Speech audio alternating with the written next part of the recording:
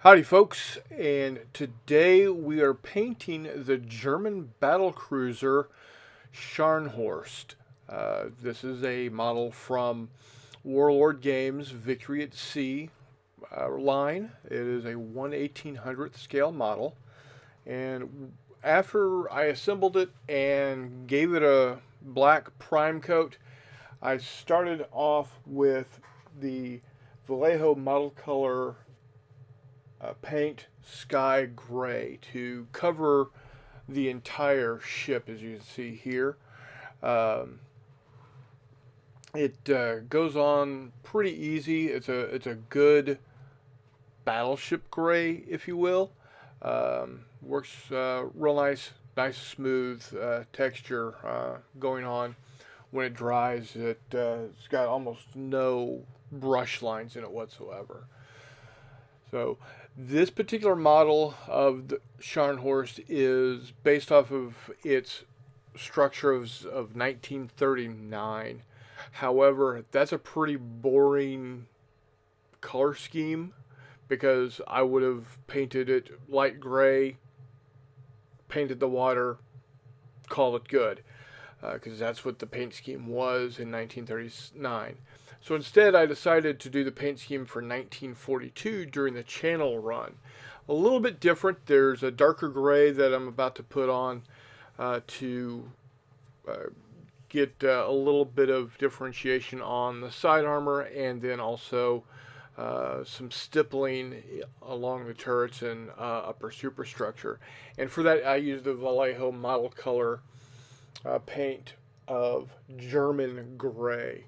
As you can see, it came in along the sides there, along the water line, and it then, like I said, gets stippled across the top. Again, a nice paint. The Vallejo colors and the Army Painter colors that I use are really pretty good quality. I like them. Some of my paints I've had for a decade or more. Some are fairly new, but they all have pretty much the same consistency. As long as you shake them up real well, you're going to get a good overall coverage with them pretty easily. As you can see here, just doing that line across the bottom of the hull towards the water line. So this the channel run was when the Scharnhorst and her sister ship and I believe the Prince Eugen made a crazy run from Brest up to uh, I can't right off the top of my brain I can't remember what German port they were headed to, but they braved the English Channel and the British home fleet and made it. She did get some new paint there in Brest, in France, with the like I said, the dark gray along the waterline and the stippling across the upper superstructure and along the sides of the turrets. It's the stippling I'm doing isn't great. I'm just doing it as kind of a this is kind of what it looks like. Of course, it was being a ship as big as it was, the stippling was, you know, a lot finer when looked at a distance. And if I had really wanted to, I could probably have gotten even a finer brush to do it. But again, I'm not making museum pieces. I'm just doing quick paint jobs to be able to show you how you can quickly get these out onto the table. The paint sequence that you see on this particular video is 2 times speed, so we're looking at about actual paint time maybe 20-25 minutes, not counting the time I took to get the new paint out each time I change the colors. There was some upper deck painted in that dark gray also, so that's what I'm doing here, just hitting the areas that I can get uh, and making it look as close to the actual ship as possible. So one thing you'll notice with the 1939 model, it does have a catapult on the rear turret that was removed at some point between 1939 and 1942. The other thing that they did during 1942, or yeah, at Brest in 1942, is they painted the turret tops this kind of a light blue. Why they did that, I don't know. Who's to say, why anybody does anything?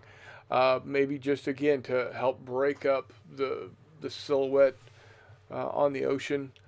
I'm not sure. Personally, I think it stands out and would be a great uh, point of an aim point for bombers because you have these big blue splotches in the middle of gray in the middle of the sea. So I don't know. I mean, I guess they thought it was a good idea, so I kind of went with it again just to give it a bit of different colorization than just the plain gray that you got with the 1939 model. So the Scharnhorst had a sister ship, the Gneisenau, and both of them carried the honestly fabulous 11-inch guns that were just amazing pieces of naval artillery. Then, of course, you've got the identification band. I used the Army Painter War Paints Dragon Red here. It's a very bold red because that identification band on the bow of the German ships are very, very prominent. They are very easily seen from the air. Very red stripes.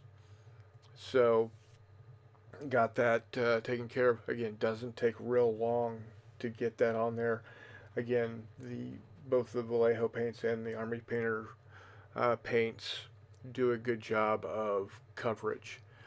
Then I put in the circle that's reminiscent of the armband from German Army.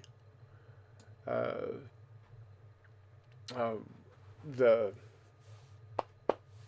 the armbands that they had. It's essentially the same thing. For obvious reasons, I did not complete it past just the red stripe and the white circle. Um, just don't need any type of. Yes, it's historical, but yeah, just don't need that type of highlight there.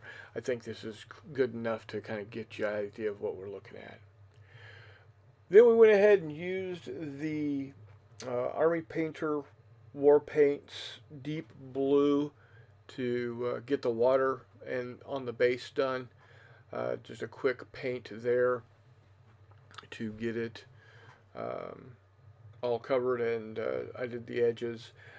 I'm not a big fan of the molded on base that they've got from Warlord Games, but it is what it is. I honestly not even going to probably ever have this ship, played on a table. To me, it's the wrong scale. It's a beautiful model, and the game is decent from what I can see. Is just I believe that they made the scale wrong, in my opinion. If they wanted something different than what you have with is your standard 2400 scale, they could have gone I guess they could have gone a little smaller at the 1/3000 scale. Uh, Even 1/2000 scale would have been, in my opinion, better than 1800 because it's still, yeah, it's still pretty good sized, but it's not too big like the 1/800 scales are, in my opinion. Very difficult to do large ship combat when you're dealing with 1/1800 scale on a game table. Then take the same Army Painter War Paints Matte White to do a pretty heavy dry brush across the top of the waves there to kind of show it off that it's not just blue. Gives it some depth, as it were. All in all, a pretty good little model to paint. Again, the detail for resin is quite good. Obviously, not as good as GHQ in the all metal that they do, but still pretty good. Here's a couple of photos of the finished product. I think it turns out okay. Again, for game purposes, it would do the trick nicely, and you know, it's looking good. I've got some more of these ships to paint up, so we'll see more of them in the future. Here's a quick 360 of the model, and let me know what you think.